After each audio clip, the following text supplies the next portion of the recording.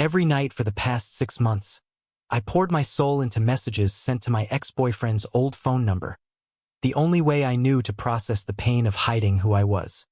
When a reply finally came from a stranger named Andrew at 2 in the morning, it didn't just surprise me. It forced me to confront the life I had been running from in Chicago.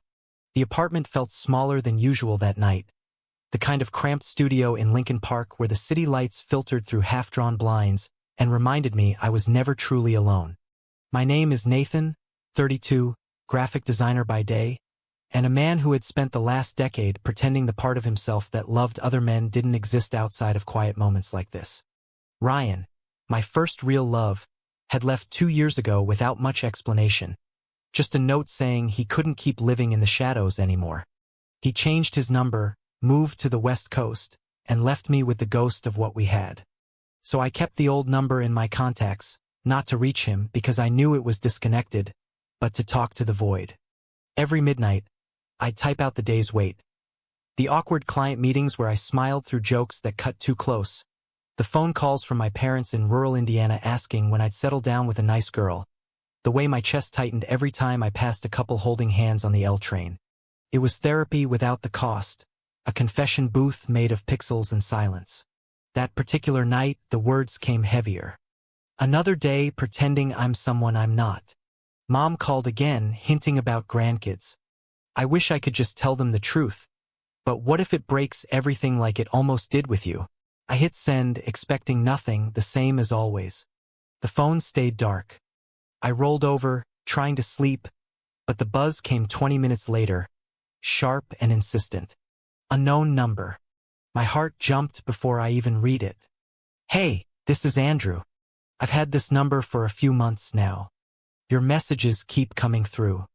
Are you okay? Sounds like you're carrying a lot. I stared at the screen for what felt like hours. My first instinct was to block it, delete everything, pretend it never happened. Who was this guy? Had the carrier reassigned the line without telling me? But something in those words, simple and direct, cracked the wall I'd built. I typed back, fingers trembling. Sorry, wrong number. Old habit. Delete these if you want. His reply was quick. No worries. If you need someone to listen, I'm here. No judgment. Chicago nights get long sometimes. We exchanged a few more texts that night. Nothing deep, just enough to ease the knot in my stomach. He said he was a high school history teacher on the north side, 30, single, and he understood what it felt like to hold things in. I didn't ask what he meant. Not yet. The next morning, sunlight streamed through the windows as I sipped coffee at my drafting table. Sketches for a new ad campaign spread out. My mind kept drifting back to the messages. For the first time in months, the silence after sending didn't feel empty. Work blurred by in a haze of deadlines and client emails, but every spare second, I checked the phone. By evening, another text from him. If you're up for it, coffee sometime? No pressure. Just thought it might help to talk face to face. I hesitated, thumb hovering. Meeting a stranger because of my midnight confessions sounded insane. Yet the alternative, another night alone with my thoughts, felt worse. I agreed to meet at a small cafe in Wicker Park the following Saturday. As the days ticked by, I found myself replaying our short exchanges, wondering what kind of man would respond to a stranger's pain with kindness instead of confusion. Saturday arrived with the crisp fall air Chicago does so well, leaves crunching underfoot as I walked to the cafe. I spotted him immediately, sitting by the window with 2 coffees already on the table. Andrew had warm brown eyes, a gentle smile, and the kind of easy posture that made you feel safe without trying.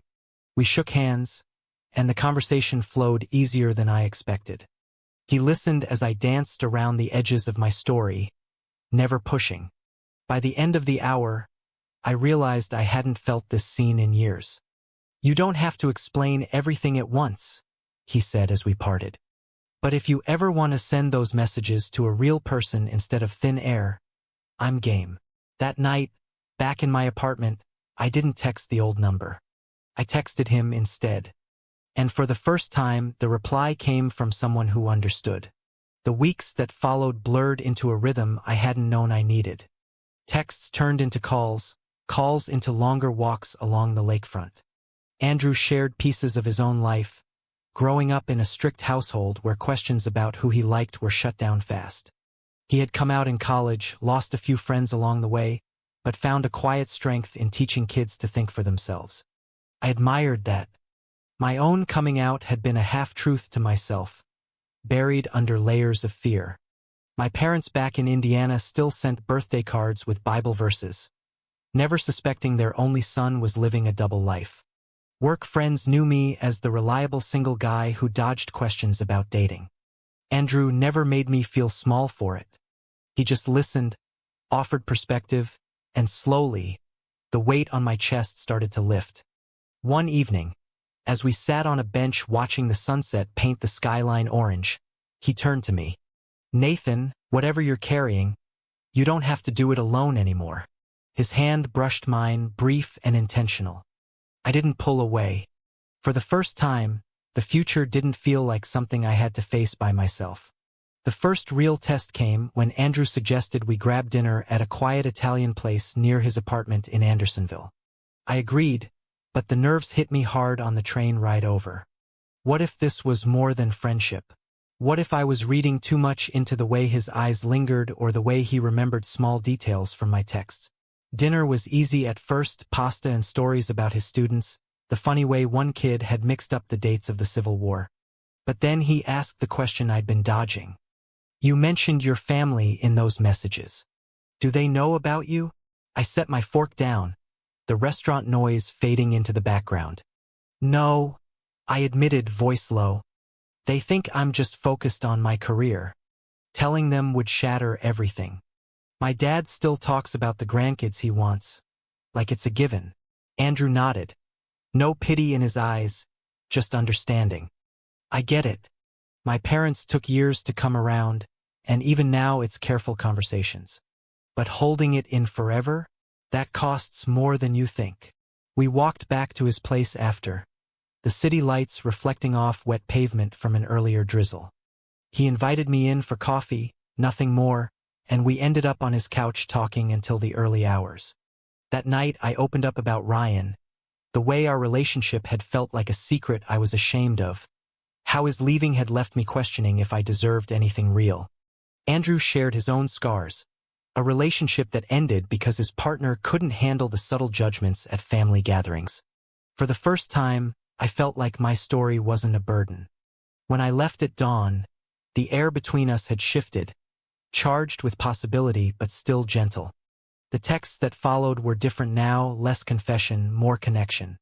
He sent photos from his classroom, kids debating history with passion. I sent sketches from my latest project, a campaign for a local LGBTQ center I had taken on quietly. We laughed about the same things, argued playfully about the best deep dish pizza spots. Slowly, Chicago started to feel less like a place I was hiding in and more like a city where I could breathe. But cracks began to show in my careful world. A call from my sister back home caught me off guard one afternoon at the office. "Mom's been asking why you never bring anyone home for holidays. You seeing someone?" Her tone was light, but the question landed like a weight. I lied, said work was crazy, but the guilt gnawed at me all evening. That night I told Andrew about it over the phone. His voice was steady. "You don't owe them a version of you that isn't real, Nathan. But you do owe yourself the chance to live it." His words stayed with me, planting seeds of courage I wasn't ready to water yet. We met again that weekend, this time at the Art Institute, wandering through exhibits of bold modern pieces that mirrored the chaos in my head. In front of a large abstract painting of tangled figures, he took my hand openly for the first time. No one around us batted an eye, but my pulse raced. Felt terrifying and right all at once. As October turned to November, our bond deepened in small, meaningful ways. Andrew introduced me to his close circle, a group of teachers and artists who welcomed me without questions. For the first time, I saw what a life without constant hiding could look like. One evening at a small gathering, someone asked how we met. Andrew glanced at me, letting me decide. I laughed it off as through a wrong number, and the room erupted in good-natured jokes. But later, walking home, he stopped under a street lamp. "You don't have to hide us, you know? Not with me." The word hung there, warm and promising. I kissed him then, quick and tentative, the kind of kiss that said more than I could voice. Back in my apartment, I deleted the old number from my contacts for good. The midnight messages had served their purpose. Now they had led me here to someone who saw me completely, yet doubt lingered in quiet moments. What if my family found out? What if work colleagues whispered? Andrew sensed it, never pushing, just being there.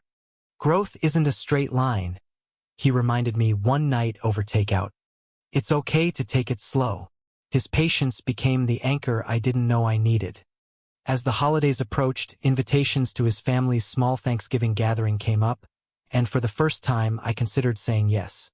The emotional walls I'd built for years were starting to crack, letting in light I had long forgotten.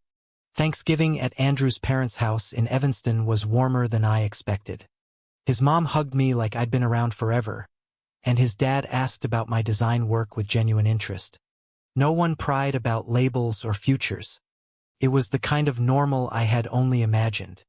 On the train back to the city that night, Andrew rested his head on my shoulder. "See? Not every family is like yours." I smiled, but the comment stirred the old fear.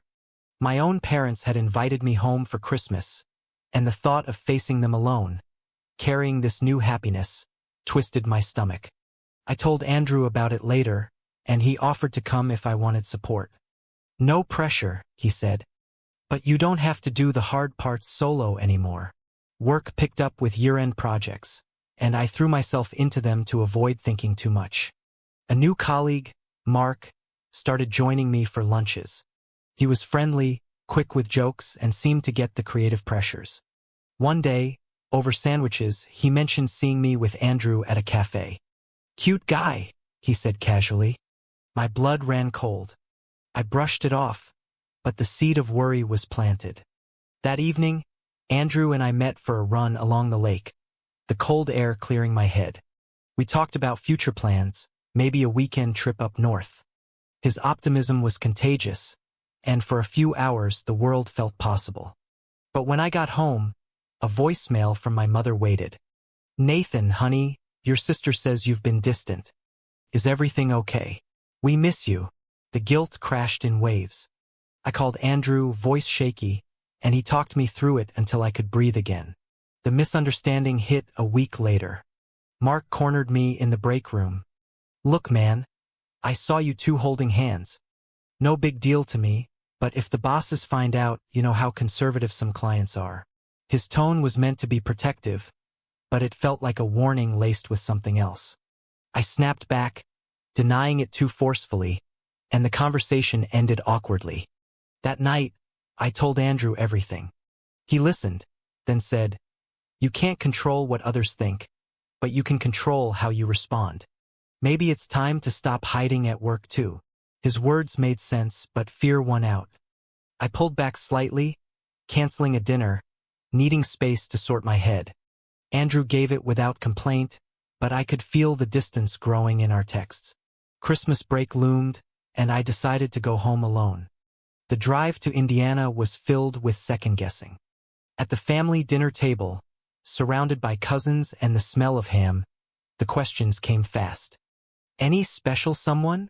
Dad asked. I mumbled about being busy, but Mom's eyes narrowed. Later, in my old bedroom, my sister cornered me. "You're different lately.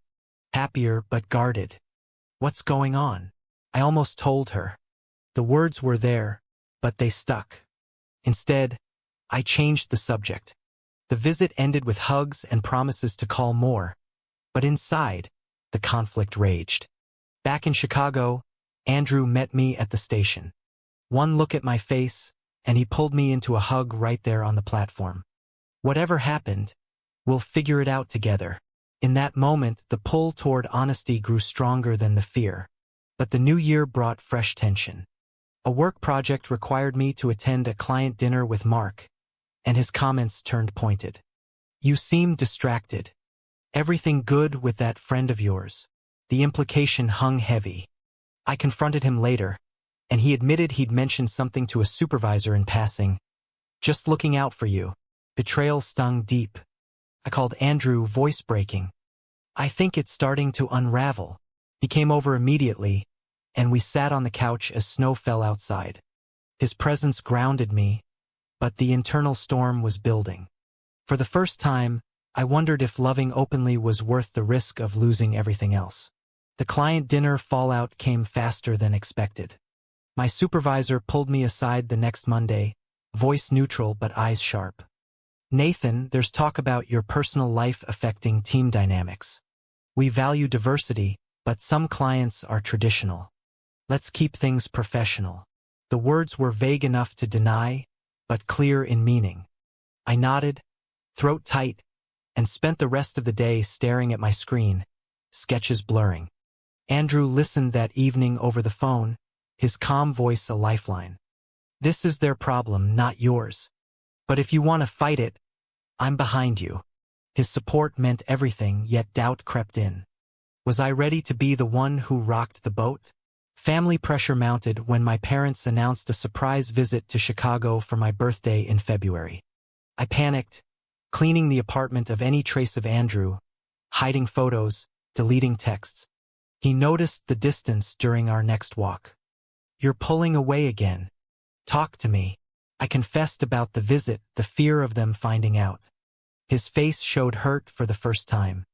I get protecting yourself, but hiding me too? That hurts. The misunderstanding escalated into our first real argument, voices rising in the park. I accused him of not understanding small-town expectations. He said I was choosing fear over us. We parted angry, and the silence that followed was worse than any family rejection. Alone that night, I replayed every text I'd ever sent to the old number, seeing how far I'd come and how much further I still had to go. The next day, Mark approached me at work with an apology. I shouldn't have said anything. If you need an ally, I'm here. But the damage was done. I spent lunch scrolling through old messages from Andrew, missing the ease we had built. Courage finally pushed me to call him. I'm sorry. I was scared, but I don't want to lose this. We met for coffee, the conversation raw and honest. He forgave quickly, but set a boundary. I can't be your secret forever, Nathan. Love means showing up fully. His words landed like a challenge I needed. The family visit arrived amid a late winter storm. Mom and Dad stayed at a hotel, taking me to dinner at a downtown spot. Conversation stayed surface level until dessert. You seem happier here, Mom said. Is there someone? The question hung. I hesitated, then said yes, a friend named Andrew. No details, but it was a crack in the dam. Dad frowned slightly but didn't push. Back at my place later, alone, I texted Andrew the update. His reply came fast. Proud of you. One step at a time. The weekend passed without disaster, but the tension lingered. As they left, Mom hugged me extra tight. Whatever it is, we love you. The words gave me hope, fragile but real. Work tension eased when the supervisor backed off after a strong presentation I delivered. Andrew and I celebrated with a quiet night in, cooking together and talking about the future. Misunderstandings had tested us, but they also strengthened the bond. I started opening up at work too, casually mentioning Andrew in conversations. The world didn't end. Small victories piled up, building the courage for bigger ones. Yet I knew the real test was still coming.